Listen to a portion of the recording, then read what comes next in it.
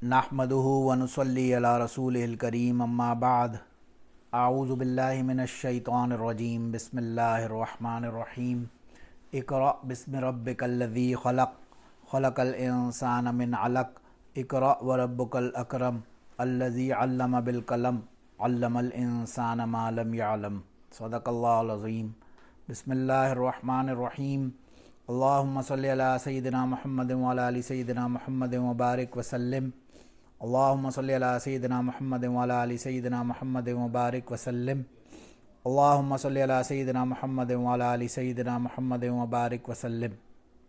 अल्हम्दुलिल्लाह, last session में हमने नबी अलैहिस्सलातु वस्सलाम की जो ज़िंदगी के अहवाल थे उन्हें डिस्कस किया था।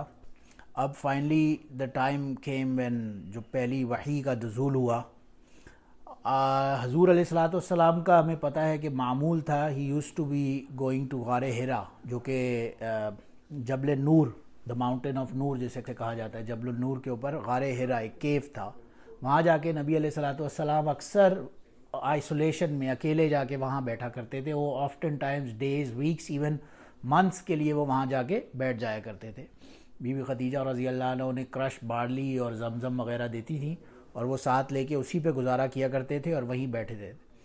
अब इसी असना में about when his age was around 40 years of as, 40 साल की उम्र थी, एक दिन आप उसी गारे हिरा में मौजूद थे तो आपको एक आवाज़ आई, मरहबा, ग्रीटिंग्स, आपको आवाज़ आई।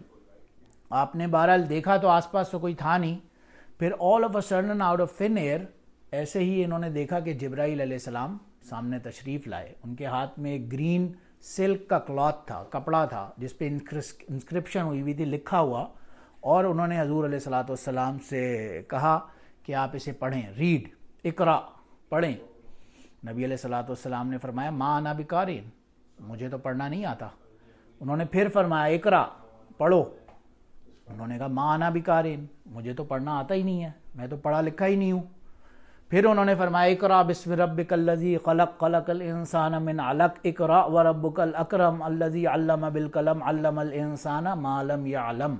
ये पहली 5 आयतें जो सूरह ये इक़रा बिस्मि रब्बिकल्लज़ी से लेकर ये कुरान की वो पहली वही, जो पहली वही उतरी जिसका नुज़ूल हुआ हुज़ूर अलैहिस्सलातु वस्सलाम पर, वो यही अल्फाज थे। तो नबी अलैहिस्सलातु वस्सलाम को जिब्राईल अलैहिस्सलाम ने ज़ोर से हक़ किया और फिर उन्होंने ये पढ़ना शुरू किया और उन्होंने पहली आयतों की तिलावत फरमाई। बहरहाल उसके बाद जब वो वापस तशरीफ़ ले गए तो he was horrified. Of course आपको एक आइसोलेशन के अंदर एक केफ में एक ऐसी डिफरेंट स्पीसी या बीइंग मिल जाए और फिर वो आपसे कुछ कहे तो ही वॉज़ वेरी स्केर्ड। वो बहरहाल वापस गए और ही वॉज़ शिवरिंग। उन्होंने हज़रत बीबी खदीजा रज़ी अल्लाह अन्हा से कहा कि मुझे कोई चीज़ क्लोक यानी कोई चादर दो और मुझे ढाँप दो। तो उन्होंने यही किया और उन्होंने इन्हें एक चादर के अंदर ढाँप दिया और वो गोया के डर के बैठे हुए थे।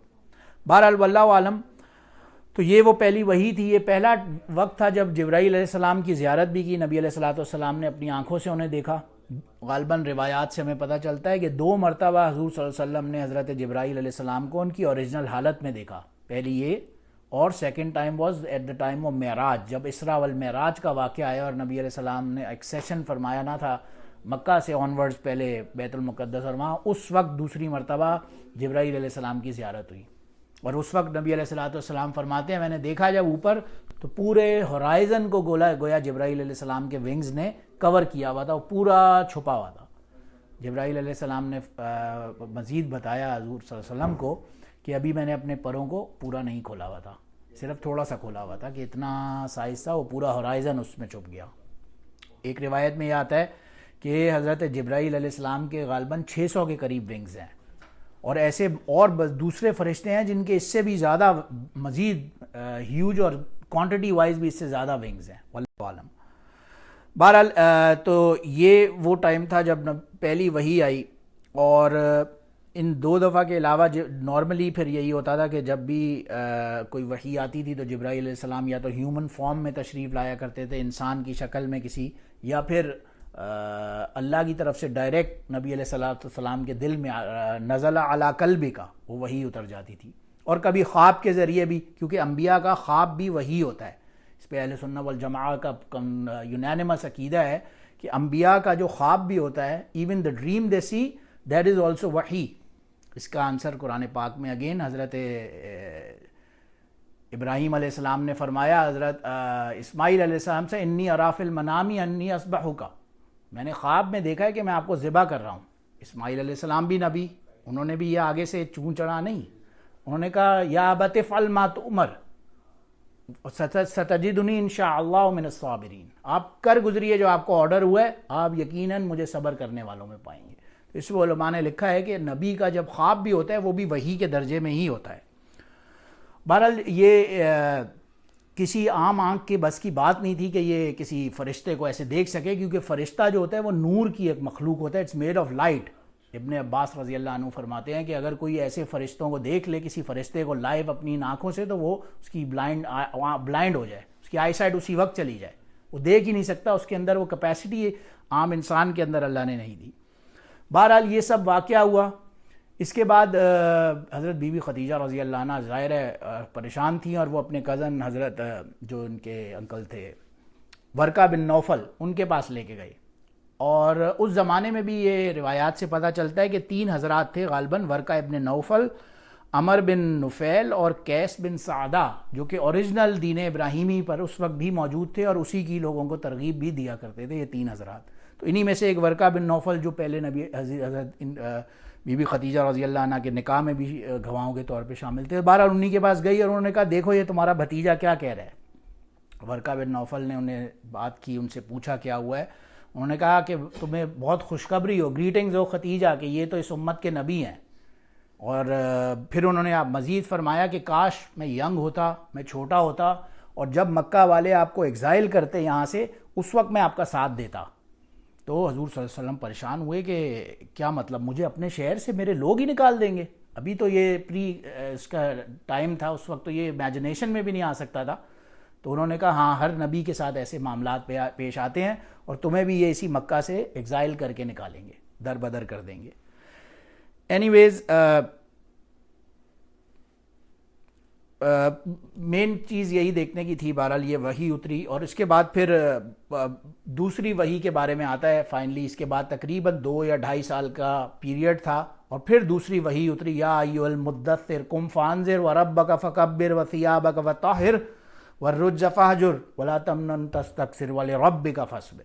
تو یہ آخری سیکنڈ وحی پھر دوبارہ آئی، اور اس پہ علماء نے لکھا ہے کہ ایک ہوتا ہے پروفٹ ہوڈ یعنی کہ نبی، اور ایک ہوتا ہے اپوسل شپ یعنی کہ رسول۔ تو ان میں ڈفرینس یہ ہوتا ہے کہ ایک جو نبی ہوتا ہے اس کے اوپر تو عام نبوت نازل ہوتی ہے، لیکن جو رسول ہوتا ہے اس کے اوپر اپنی شریعت، اپنی کتاب نازل ساتھ میں ہوتی ہے۔ جیسے کہ موسیٰ علیہ السلام رسول تھے، ان کے ساتھ ہی ہارون علیہ السلام نبی تھے، ابراہیم علیہ السلام رسول تھے، اسماعیل، اسحاق یا پھر لوط علیہ السلام سب انبیاء میں تھے۔ بہرحال تو جس کے اوپر اپنی وحی کا نزول ہوتا ہے وہ رسول ہوتا ہے، میسنجر جسے اپوسل کہا جاتا ہے، اور جن پہ نبوت خالی ہوتی ہے اور اپنی کتاب نہیں ہوتی، وہ کسی گویا رسول کے انڈر شریعت پہ چل رہے ہوتے ہیں، وہ ایک دوسرے نبی ہوتے ہیں۔ بہرحال حضور علیہ الصلوۃ والسلام کی فرسٹ اینڈ فارموسٹ جو ان کے پیغام پر ظاہرہ ایمان لانے والی حضرت بی بی خدیجہ رضی اللہ عنہ تھی، اور پھر زید بن حارث رضی اللہ عنہ جو ان کے غلام تھے، بعد میں ہی was a adapted son of رسول اللہ صلی اللہ علیہ وسلم، جنہیں انہوں نے اپنا اڈاپٹ بھی کیا بعد میں، اور پھر ان کی بیٹیاں آف کورس حضرت بی بی زینب، رقیہ، ام کلثوم اور فاطمہ رضی اللہ عنہن۔ تو یہ سب وہ پہلے لوگ تھے جنہوں نے اسلام قبول کیا، اور ان لوگوں میں ظاہر ہے پھر حضرت علی رضی اللہ عنہ کا مقام، جو کہ بچوں میں سب سے پہلے لانے والے اسلام، اور حضرت ابو بکر صدیق رضی اللہ عنہ کے بارے میں آتا ہے۔ انہیں جب رسول اللہ صلی اللہ علیہ وسلم نے پیغام دیا، انہوں نے بغیر سوچے سمجھے، بغیر کسی چوں چڑھا کیے، فوراً 1 سیکنڈ میں کہا اشہد انک لا الہ الا اللہ اشہد ان لا الہ الا اللہ واشہد انک محمد رسول اللہ۔ انہوں وہ اسی سیکنڈ ایمان لانے والے۔ تو پہلے گویا شخص، مردوں میں علماء نے لکھا ہے کہ حضرت ابو بکر صدیق، بچوں میں حضرت علی، اور عورتوں میں حضرت بی بی خدیجہ رضی اللہ عنہ، اور غلاموں میں حضرت زید بن حارث رضی اللہ عنہ۔ یہ سب وہ لوگ تھے جو سب سے پہلے ایمان لانے والوں میں جن کا شمار ہوا۔ ایک چیز اور اس کے اندر یہ دیکھنے والی ہے کہ ہر دور کے اندر اللہ سبحانہ و تعالیٰ نے ایک نظام ہے کہ جس قسم کے لوگ ہوتے ہیں وہ اس رسول کے اوپر میریکل یعنی کہ معجزہ بھی اسی طرح کا عطا ہوتا ہے۔ جیسے موسیٰ علیہ السلام کے ٹائم کے اوپر جادو ٹونے کا بہت نظام تھا، لوگ میجک اور اس کے اوپر بہت زیادہ فوکس تھے، فیرو اور اس کے قوم کے لوگ۔ تو ان کے پاس جو اللہ نے جادو بھی دیا، عصا کا یا بیضا کا، ید بیضا کا، یا جتنے بھی، وہ سب ایک میجک کے فارم میں ہی تھے. گویا انہوں نے لاٹھی ڈالی اور وہ سانپ بن گیا اور وہ سب کو کھا گیا. سوام کو جب کھایا تو تمام کے تمام جو جادوگر تھے وہ فوراً سجدے میں گرے اور انہوں نے کہا قالوا آمنا برب العالمین رب موسیٰ و ہارون. تمام کے تمام اس جادو کو دیکھ کر ایمان لے آئے. پھر فردر ان کی قوم میں جادو کا تھا تو اللہ نے انہیں معجزہ بھی جادو عطا فرمایا. پھر فردر ہم نیکسٹ اسٹیج پہ اگر عیسیٰ علیہ السلام کو دیکھیں تو ان کے ٹائم پیریڈ کے اندر میڈیسن کا، خاص طور سے جو بیماری کا، میڈیسن کا اور کیور حاصل کرنے کا جو تھا سارا طریقہ، ڈفرینٹ کائنڈز آف ڈیزیزز کو کیور کرنے کا، اس کا بڑا رواج تھا. اس کی اوپر بڑی ریسرچ چل رہی تھی. ساتھ میں ایک اسپریچویلٹی کا اپنا ایک کانسیپٹ ہر بندہ اس میں لگا ہوا تھا. تو عیسیٰ علیہ السلام کو جب اللہ نے معجزات بھی عطا فرمائے وہ یہی تھے. وہ آنکھ کسی کی بلائنڈ، ایک بورن بلائنڈ بندہ ہے، پیدائشی اندھا ہے، اس کی آنکھ پہ ہاتھ لگاتے تھے، اس کو گویا اللہ کے حکم سے آنکھ آئی سائٹ مل جاتی تھی. ایک بورن نہیں بھی ایک لیپرسی کا مریض ہے جسے کوڑ کا مریض کہتے ہیں، جس کے آج تک دنیا میں کوئی علاج نہیں ہے.